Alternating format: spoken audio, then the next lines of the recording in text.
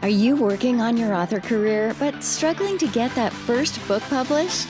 Does the goal of being an author seem too lofty? Or thoughts of having multiple books and making a full-time living are as fantastical as living in Cinderella's castle? Welcome to Discovered Wordsmiths, a podcast where aspiring authors can be heard. Join Stephen Schneider as he finds and talks to authors you may not know, but authors that have gotten their foot on the author career path. Hear what they've done to get there and where they want to go now. Settle back. It's time for a bit of inspiration and advice. Come listen to today's Discovered Wordsmith. Brought to you by Mind Architecture. Building worlds for your mind.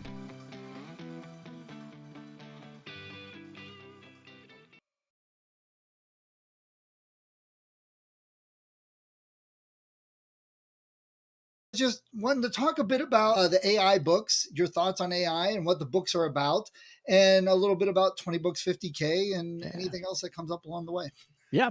Yeah, that's cool, man. The only thing is I have to bug off about at least 5 to 4 because I have a call at the top of the hour, but I figured Not a problem. probably wouldn't be that long. So No, they've been running about 30 minutes. It depends on how much we start going back and forth. cool. Okay. I found the longer episodes don't do well. Nobody listens past 3 minutes or something.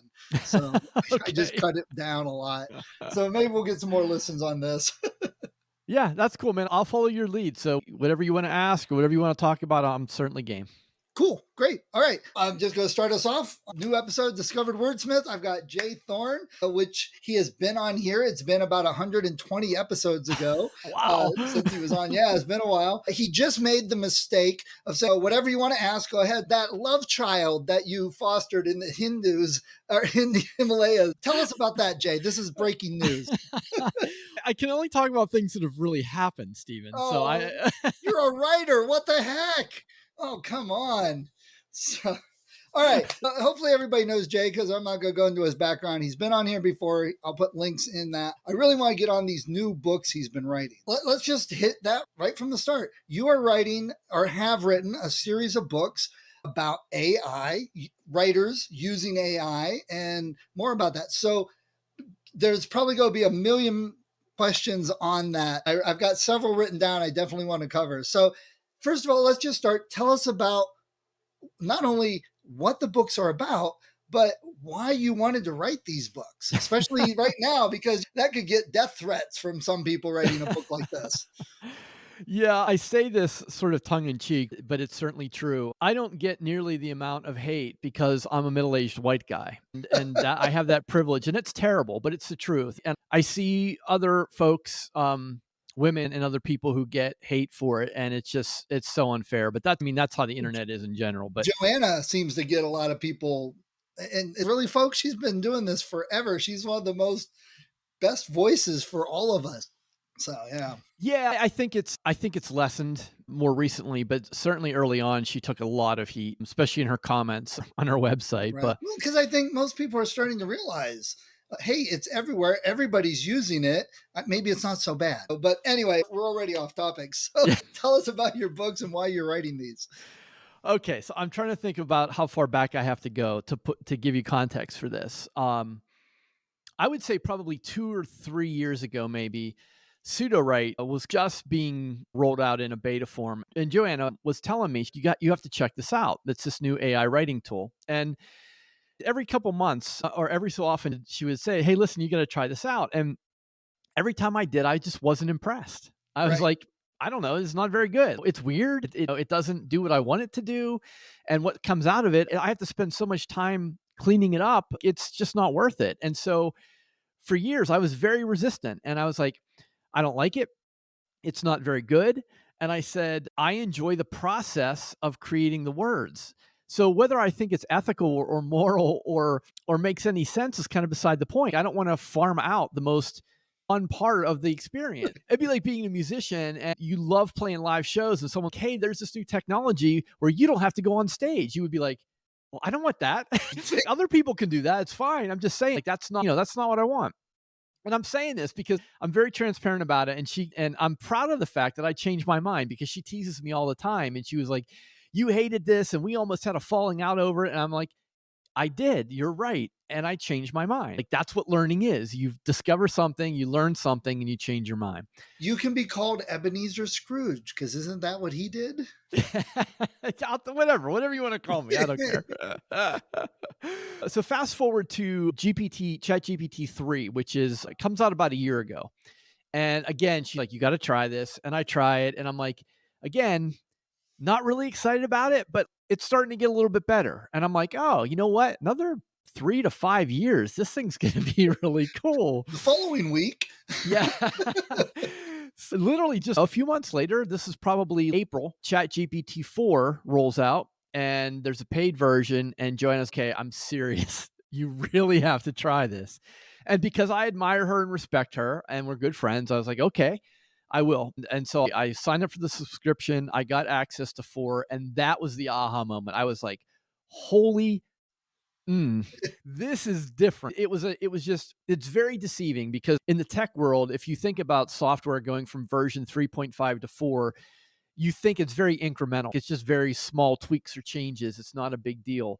But from 3.5 to 4 with ChatGPT was a massive difference. And I immediately saw what was going to happen. I immediately saw how writers were going to be able to use this. And I was coming off of being in the blockchain and crypto space and dealing with NFTs. And that was crashing and burning right at the time that AI was kind of coming up. And the difference between the blockchain and the NFT technology that I was really interested in and the AI was that my mom could use the AI. I could tell my mom, go to the site and just type something and you'll get a response. Whereas when I was trying to get people into crypto and NFTs, it was like, oh, you need a wallet and you have to go by this exchange and buy it. And then you have to transfer it over here. And then you have to put this seed phrase in. It was just too much. Seeing where it was headed, I decided to build upon the 3-Story Method brand because one of the things that I also realized right away is that if anyone can use AI, then everyone will use AI. So what's going to differentiate you? And I thought, for me, it's going to be my story methodology. That's what's going to differentiate me. Anybody can sit down and make the creative writing prompt, but if there's no substance behind it, if you have no experience in storytelling, your prompt's going to be pretty average. It's going to just be pretty bland or vanilla. So I immediately started incorporating 3-Story Method into these different ideas. And so I thought about, what about if you were a discovery writer? What if you wanted to map out a series? What if you wanted to do editing? And fast forward to now, as we're recording this in November, I think I've published, I don't know, seven books, maybe 6, 7 books so far this year. I only have 4 or 5 of them. Yeah. Yeah. I have another one on board for next week. And really, I'm just striking while the iron's hot. I have the brand. I've built the reputation. Not all the people who following me are crazy about this. Some of them are giving me 1-star reviews. That's fine. If it's not your thing, whatever. But I think for the most part, people trust me, having been in this space since 2009. They know I have a reputation with authors' best interests at heart. And so that's how the books came to be. Okay, nice. What you said, there's a series. What are the focus of the different books, the titles and focus? Yeah, I've been bouncing around a little bit. So they've all been published within the 3-Story Method series. It's up to book 12 now in the series. And the original methodology book is like book 1. And I've been following trends and following my interests. So they started out with the creative process of plotting or pantsing. And that's what the earlier books were about. Now I'm getting more into marketing stuff like email list management, nonfiction writing.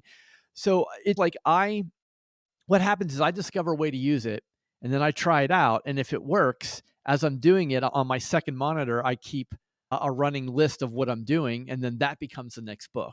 So essentially I'm testing it out myself to see if it works. And if it does, I turn it into a book. So why aren't you afraid that it's going to replace you anymore? It will. It already has. We're not talking to the real Jay. This is an avatar. This is Jai. You've added letters to your name.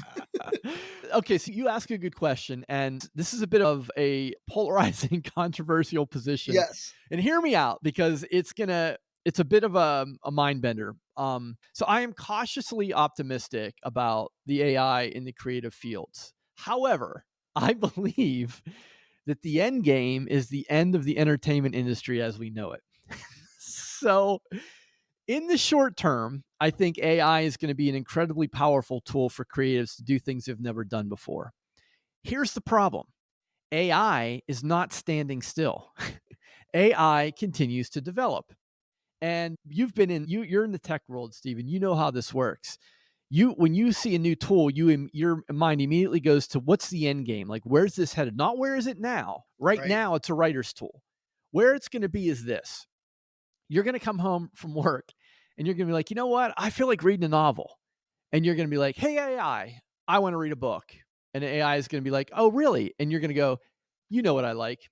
And 30 seconds later, you're going to have a book and you're going to be reading it. And the AI is going to know it because it tracks everything. It's going to know what genres you like. It's going to know what conventions you enjoy. It's going to know what types of stories you like to read. You're not going to have to tell it anything. You're just going to have to say, I want to read a book. And it's going to customize a book right to you. Now, that might sound a little far-fetched right now, but I don't think it is. I don't think that's that far off. So I think what's going to happen is this. I'm not saying that writing is going to end. I'm not saying that authors will become extinct. What I'm saying is the business model as we've known it is gone. All right. So if you think about what has happened since 2009, think about rapid release and KDP page read and reader magnets, all the stuff that we've all been learning and teaching, myself included, that's all over. Because I think eventually what will happen is the AI will become so good, it will generate on-demand entertainment for you, customized to what you like. And if you don't think this is true, think about what's happening with music right now. Right now, if an AI has access to my Spotify history, it knows what I listen to, how I listen to it, when I listen to it. It could start creating AI generated music all on its own and kind of slide it into my playlist. And I might not even know. I might think it's a new band that's got a 90s grunge feel, and it could be completely AI generated. And that kind of stuff is already happening. Again, I don't want to be a downer. And I'm not necessarily saying that humans will no longer create art. I think we will create art as long as we're around. But I think we're going to revert back to where we were prior to the 20th century, where people make art for their friends, for their family, because they enjoy it. But this idea of having an industry around entertainment, I think that's going away. Wow, that's super scary because technology has always changed and altered things through time. When Photoshop first came out, it was the end of any design and anybody could do it. Not very true. When digital cameras came out, when regular cameras came out, it was the end of whatever. Things were changed. So you're right. And that is a huge. So, okay. So that's not the first time I've heard that type of thing. And you can see it already going on, like you said.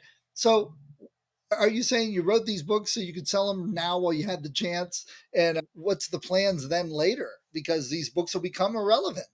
Yeah, honestly, my plans later is I don't plan on being a commercially viable author. Like that's just not in my future. That's assuming you already have, and I'm picking. That's good. That's good. No, in all seriousness, I think you're going to have your A1 top tier authors who might continue to sell books for a while. You're going to have they're going to have an audience that they're going to serve. But think longer term. Think about kids that are being born now. They will never know a world without AI generated art. They have no attachment to human created art. I hear this argument. People say humans will always prefer other humans' art, or AI will never be as good as humans. And I'm like, first of all, if you're still saying always and never in 2023, you have your head in the sand because you're not paying Absolutely. attention to what's Every going on time here. every time you say tech will never do something, it It every time happens. does. Yeah. Every And time. and and the people who are saying that are the people who have the AI companies right now who are trying to sell services to other people. But like, that's so anyways, there's going to be a window. There's going to be a sunsetting window where I think a generation or two is going to die off. And those people, and we're included in that, and that generation or two who die off will be the ones that have an emotional attachment to 100% human generated art. And everybody born after that isn't going to care. So my long-term goal is that I'm going to write and I'm going to make music for myself because I enjoy doing it. I am giving up on the idea of making money on it, which quite frankly wasn't even a thing before the 1950s anyway. We act like this has been around forever and it hasn't. I've had It's that been argument with a people. small blip. We're not entitled to this lifestyle. And I'm always astounded when people act as though this is our birthright. It's in the Constitution that we should get paid to publish books. Like, I've that's had that never been. argument with people about football in high school. It's like, okay. Yeah, yeah. So what I'm doing right now is I am there's nothing I can do about this. There's nothing you can do about this. There's no regulation, there's no laws, there's no organization that's going to stop this. This AI is it the genie's out of the bottle. It's going to keep getting better and better. So I can't do anything about it. So my position is I'm going to make the most of the situation. I'm going to do the best I can with what I've got right now. And right now, AI is a tool, and if it helps authors for the next 2 to 3 years make better stories, then that's what I'm going to do. But I don't have any sort of a vision for this. I don't think I'm going to be writing these books even a year from now. I can already see that this tailing off, and my assumption is that probably by early next year, the AI is going to be so good that a lot of the books that I've written and published about it are going to be unnecessary. You'll just ask AI to write and improve second edition, and Yeah. then go to the beach. Yeah, I don't know. As we're recording this, the GPTs came out. They've been out for about a week, and I've been playing around with that. And it is basically the next step. It is we're going to do computer coding, but do it by just telling the computer what you wanted. That's what these GPTs are. So, an example, I was working on an editing one where I would say, okay, here's the first draft of my novel. Tell me what's wrong with the pacing, the character development, you name it. I just tell it that. And it will either fix it and that's why I'm saying that is not that far from the next step of create it for me. And the other thing with technology is that a lot of times it doesn't get rid of what's there, it changes it in different ways. So people that used to do drawing with art, they do it now digitally, and then they use canvas to manipulate photos and stuff like. So there is still an element we may not even see and realize where we fit into some of this. There still may be some difference in elements, but like you said, it's not the author sitting there for 6 months, a year, 5 years for some people, putting words on a page. It's a different way of sculpting and doing it. And that's unprecedented in the past. It's happening at such a fast changing rate. We don't even know what's going on sometimes every day, every week, let alone in 6 months. Yeah, and I've had some people tell me, like, wow, that's a really pessimistic outlook. And I'm like, no, it's really not. If you listen to what I'm saying is the gold rush mentality of the past 15 years is over. And traditional trad pub was never a gold rush mentality. That was always in a very exclusive club. We're just simply going back to the way things were, which is people really writing stuff because they want to, because it's the process that they enjoy. I don't think that's a bad thing at all. Again, I don't think that well, let me back up. I think another misconception folks have is that, well, if I could just write full time, my life would be complete. I just go sit in a cabin in the woods and just work on my stories and get paid for it. That's heaven. And I can tell you firsthand, that is not true. That's what I thought I wanted until I had it. And it's not what you think it is. And I know people poo this and they're like, no, well, that's not true. Like, you hear celebrities say this all the time. You think you want fame, but if everyone could experience fame for a day, they might think twice about it. And I'm not saying authors are famous. What I'm saying is that vision you have, that idealized version of yourself sit in a cabin in the woods writing, is not what you think it is. And every author I know who has had that experience, it fundamentally changes their relationship to the art. Because when you are writing and publishing for money, it changes your approach, it changes how you feel about it, and it becomes more like a job. The grass isn't always greener No. because now it's digitally created. It's funny.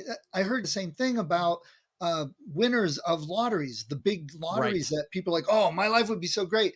That almost every single, this was in Forbes or Money or something, and they were talking to financial advisor, the guy that won that $4 billion or whatever. They said he's going to be broke in 10 years. He's going to be living in an apartment that's worse than what he had, with nothing to show for it, and a lot of creditors asking for the money he doesn't have because he went crazy and bought all this stuff. So what you just said, people always think this is so great this other way, and it's not always. We mess it up. And Yeah. Yeah. that's what the author thing is. But There's still some things in there, at least right now, even with AI, because AI doesn't at the moment give us necessarily always the best. You got to tweak it. You've been doing that with your stories.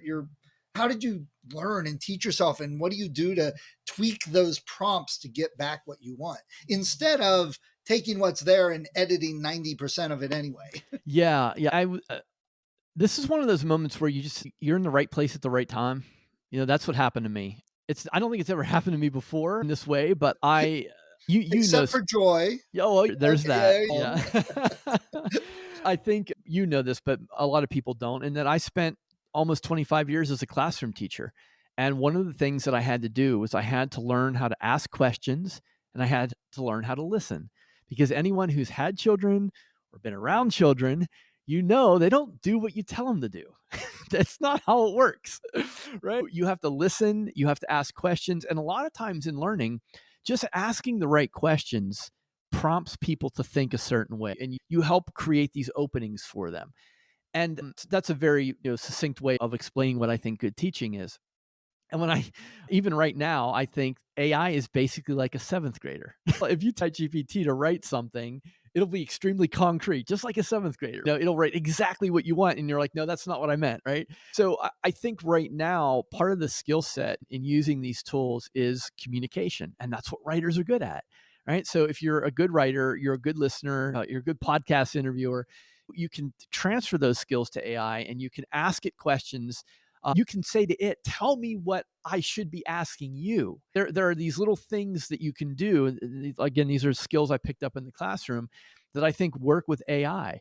And so I think that's been the key for me is having more of a conversation. Like when I see these posts on X or these books that are like the $500,000 chat GPT hack, I'm like, that's BS. Like it's not about a prompt. It's about a process. And a process is more like a conversation, which is why they're called chatbots.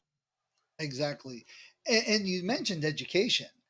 There is an area that I totally foresee being totally unrecognizable in 20 years. That there's so many issues right now with our education system, so many changes going on. And one of the things I remember reading a while back was, how do we know our education system works? Have we ever really looked at it and proved that our education system does work? And Spoiler I'm like, alert, it doesn't. exactly. And people are realizing that. And there's so many changes. I've been working with some schools on the video game thing. And some of these kids, man, when they get this stuff, the tech stuff, they're just gone. You don't even have to, you sit back. And I'm like, so why are we paying all these teachers when AI, just teaching job is going to be not so sought after, I think, in the future? It's just one area. And Yeah. oh, but tell parents that. Tell parents that, yeah, our education system really isn't working. Oh, my kid needs to go to college. Why? Nobody wants it anymore. And they don't get it. It's such a different world. And 20 years from now, it's going to be so different from what we have now. Yeah. I mean, I can't pretend to even look forward a year from now. Like it's mind boggling to even try and contemplate that. If humans are terrible predicting the future, we're all awful at it. No one does a good job at it.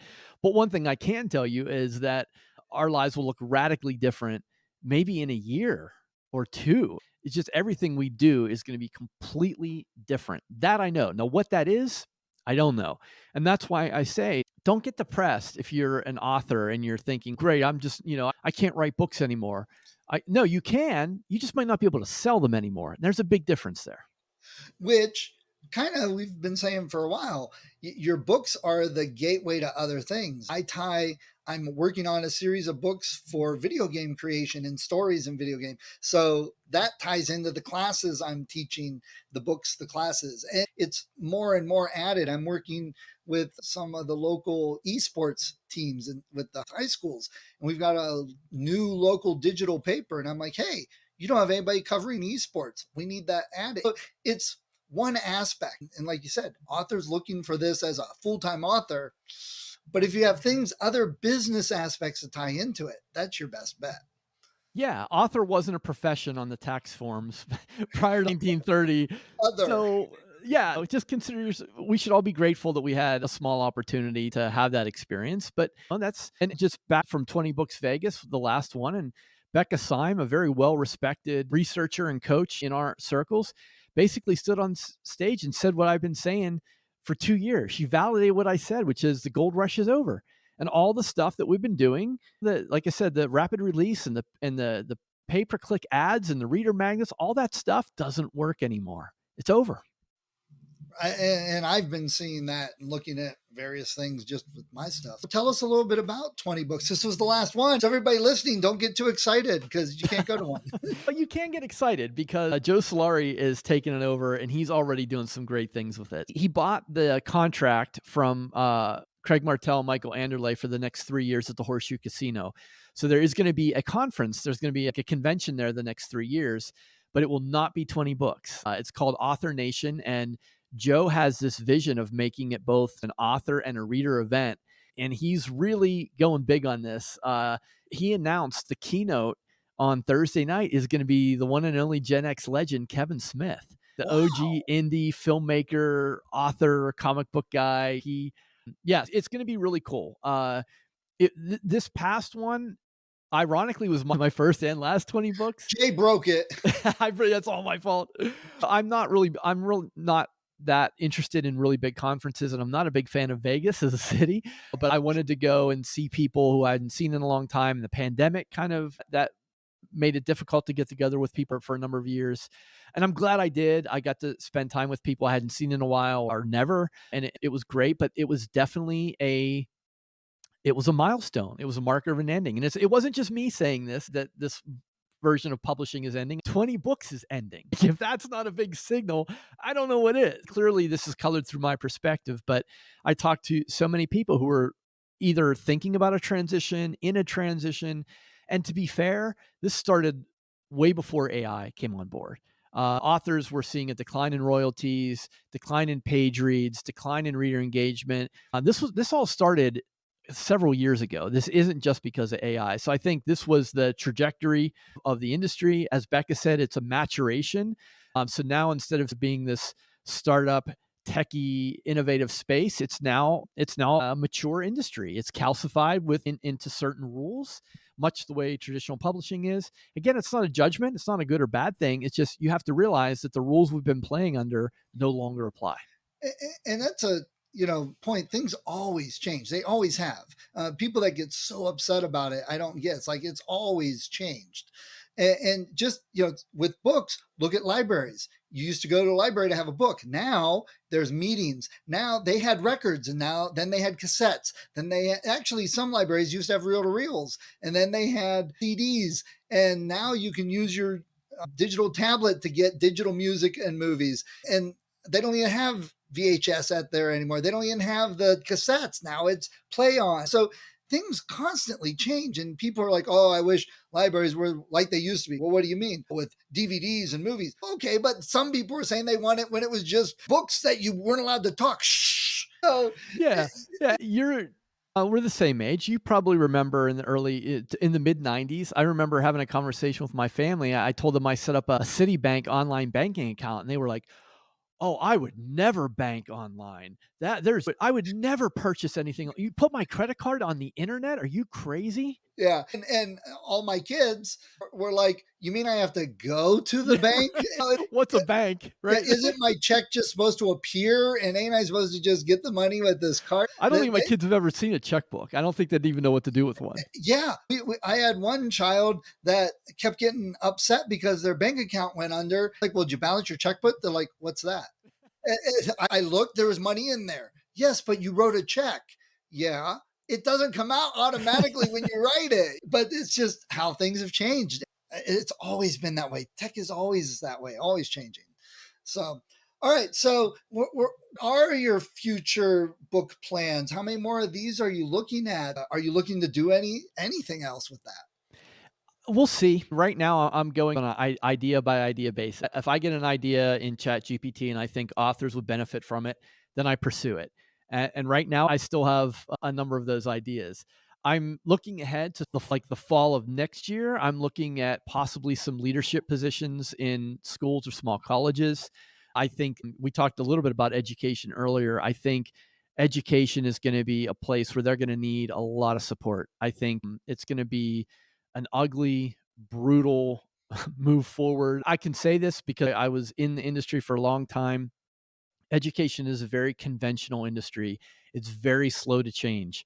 The technology is going to leave it behind, and the kids are going to be the ones who suffer. And so I'm looking in that realm, but I'm putting my money where my mouth is. I have 2 or 3 trunk novels that are just going to sit on my hard drive for now. I really have no interest in publishing those. I'm writing a lot of sort of memoir, personal narrative things because I want to, not because I'm trying to sell them. And I have unpublished and discontinued many of my author services because I can't, with a clear conscience, sell support to people to a system that doesn't exist anymore. And I have not explicitly, but I've had some interactions with some folks online who are saying things like, "Oh, AI will never be as good as humans," and they're saying that because they're selling services to authors. And Right. I just think that's wrong. Yeah. And that might not be their intention. They might not be malicious about it, but I'm not going to be part of that. So I've stopped my mastermind group. I've unpublished, like I said, I've unpublished certain things. I ended my community partly because I'm transitioning to something new, but also partly because that's just stuff that isn't relevant anymore. Yeah, you mentioned that. I got an author mad at me at a round table because they had a book on how to be a writer, that type of thing. And one of the first things I said was, my word of advice is write a whole lot more and quit buying books and reading about how to be a writer. They did not appreciate me. But it's the truth. I've told that to kids and stuff. And your thing with education, from my viewpoint, also, that's the area that is going to be changing even more than anything else. And it's the area that needs the most work and help.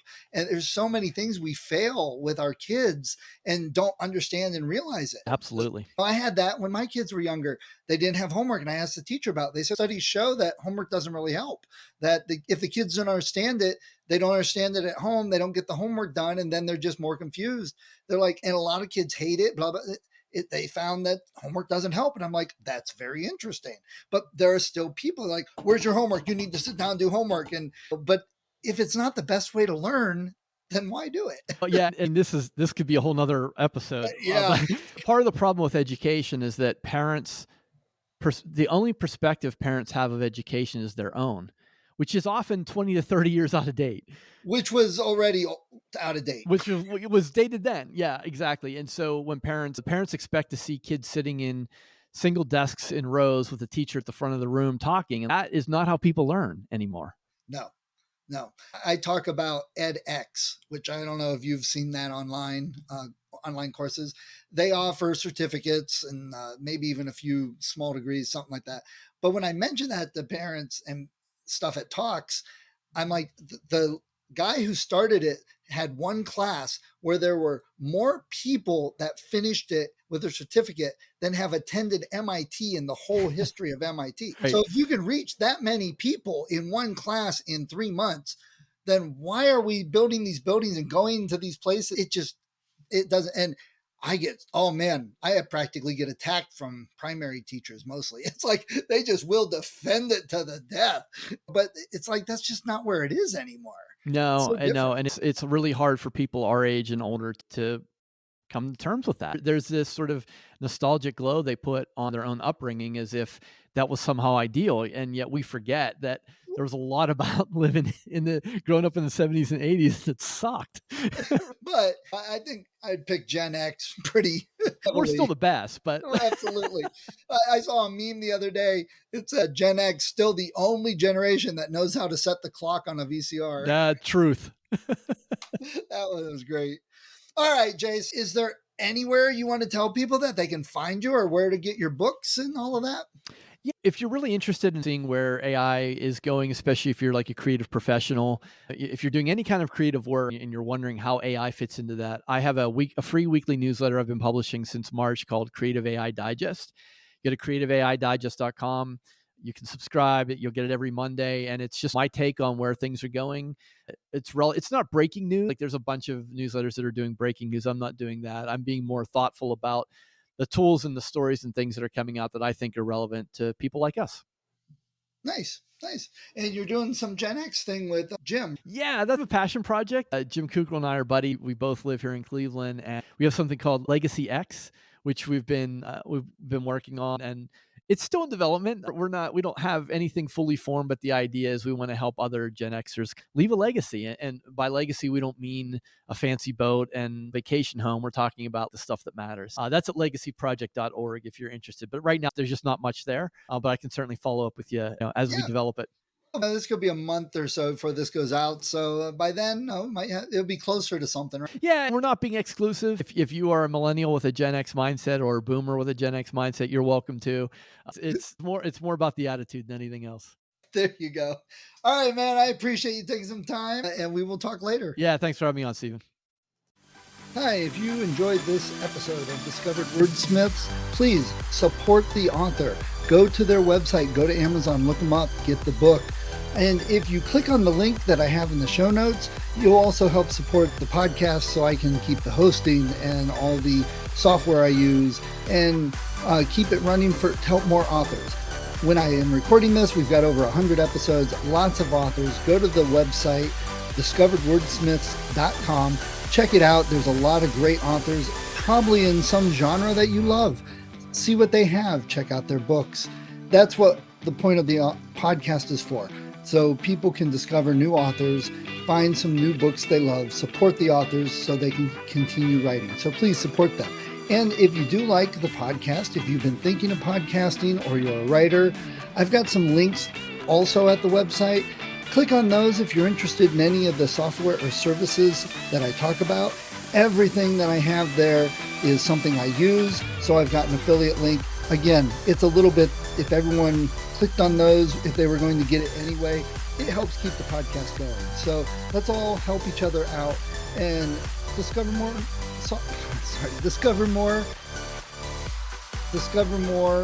authors to read.